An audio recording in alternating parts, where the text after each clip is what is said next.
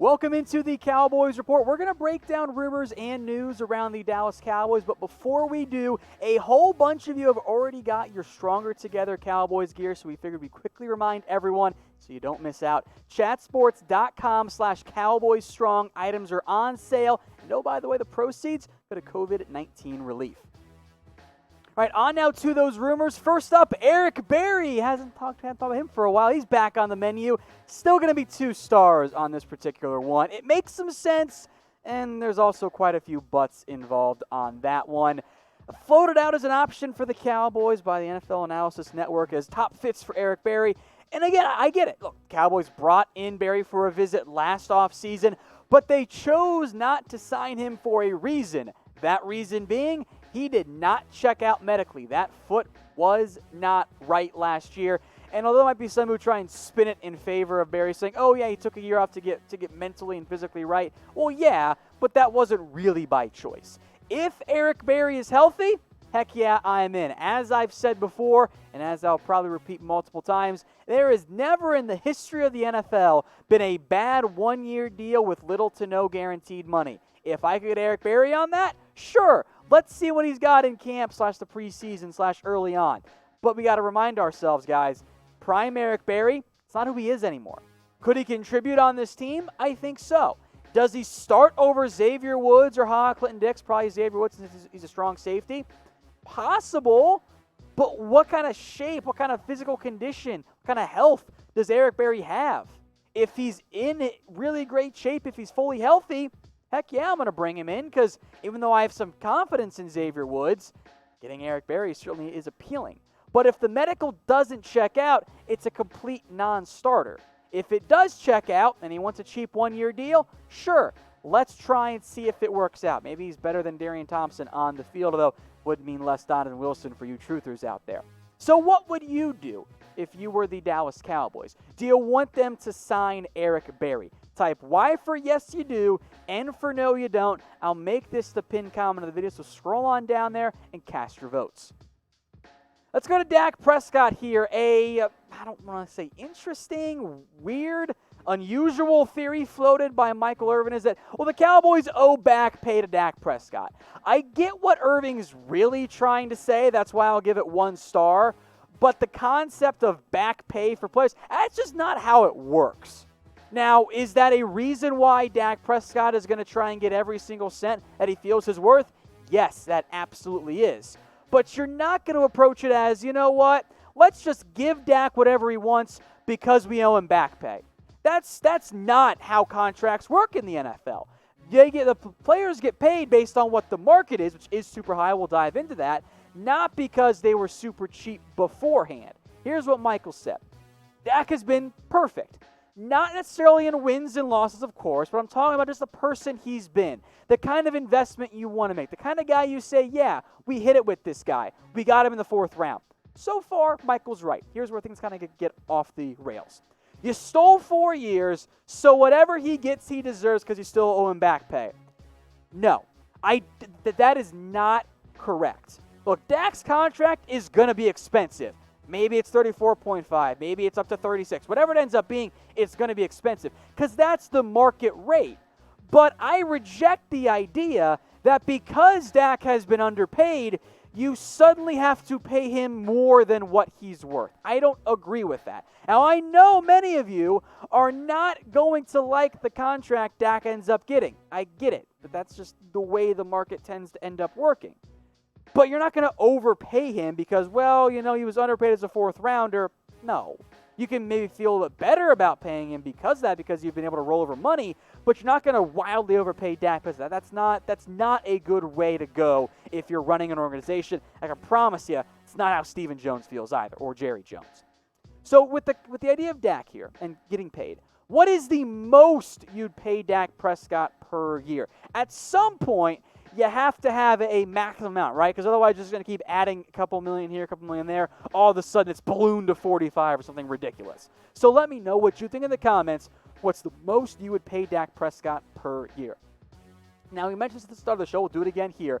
The Cowboys Stronger Together items are on sale right now. In fact, you can save 25% off at chatsports.com/Cowboys strong. Bunch of you guys have already got them, so they are starting to get a little bit lower on supply. So if you were thinking about it, now's probably the time. It's at chatsports.com/Cowboys Strong. They've got the t-shirt. I'm a big fan of the hoodie myself. They are on sale for a limited time only. And on top of that, the proceeds, they go to COVID-19 relief. So it's a good reason if you're looking for another pretty cool Cowboys shirt or hoodie. And that Stronger Together theme, well, that always works for the NFL. That's chatsports.com/Cowboys Strong. Link is in the comments and the description.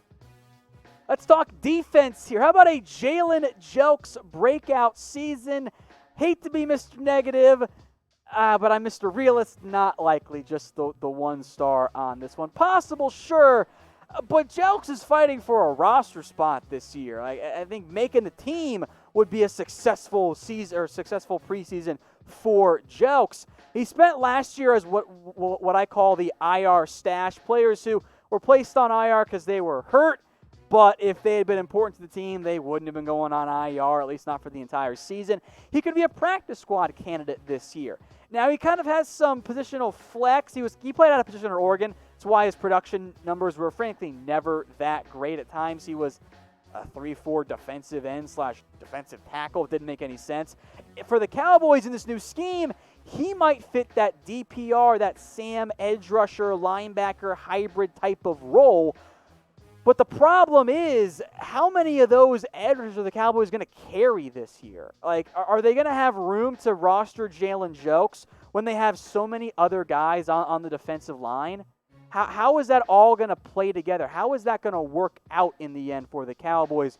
Are they going to have room to play him over other guys? I'm not convinced that they do.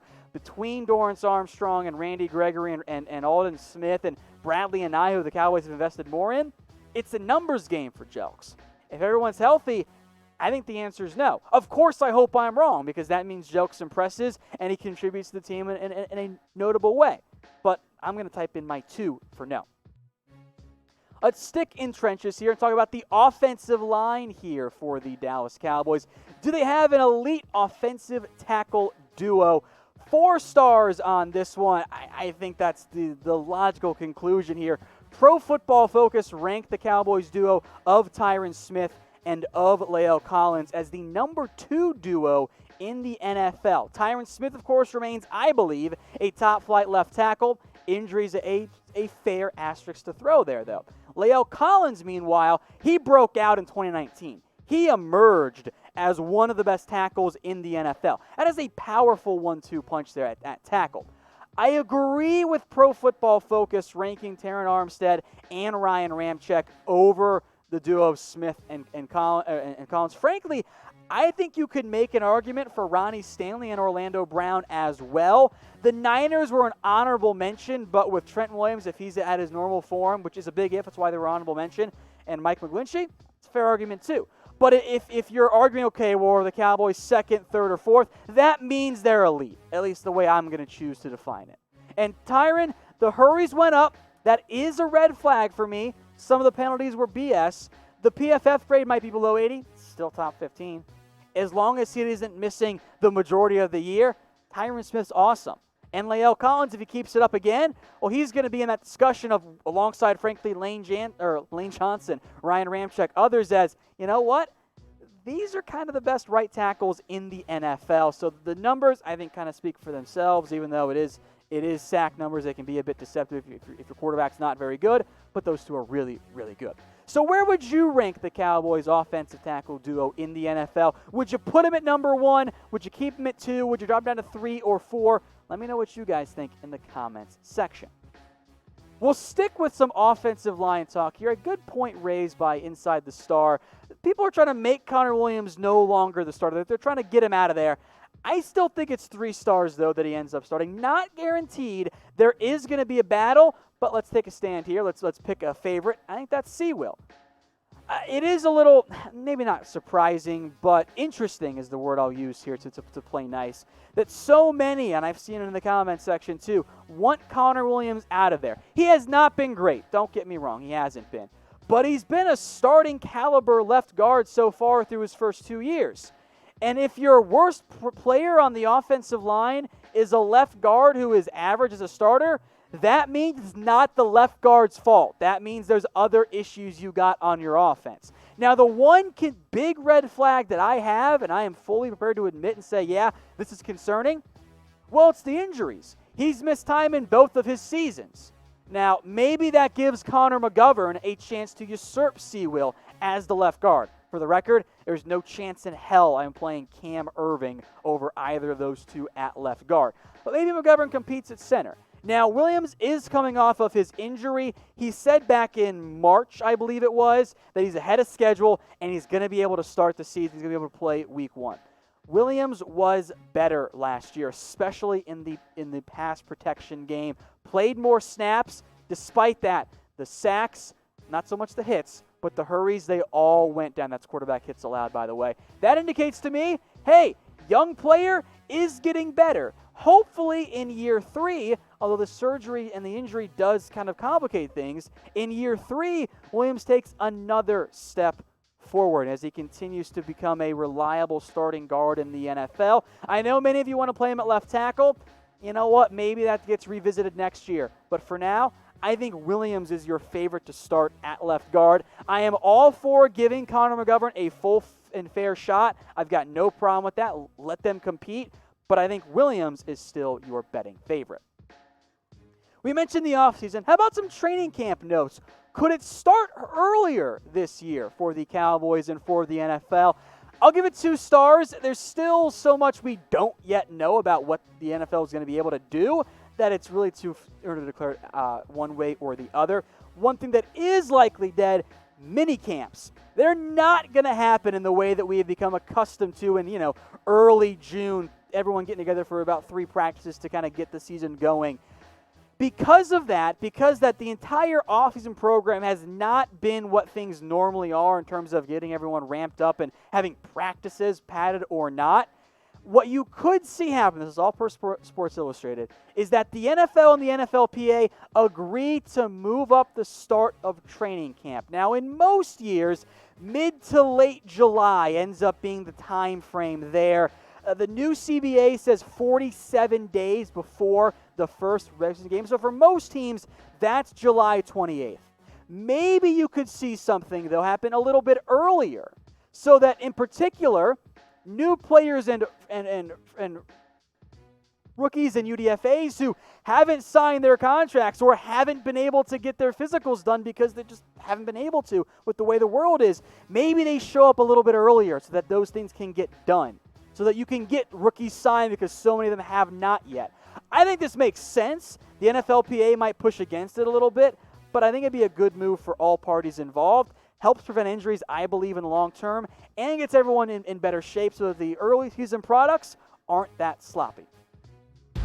Hey Cowboys fans, thanks for watching the Cowboys Report. If you haven't already, click right here to subscribe to our channel for all the best Cowboys coverage on the internet. That's news, rumors, highlights, mailbags, film studies, and a whole lot more. And I'm making your lives a little bit easier as well with the next Cowboys Report video right here.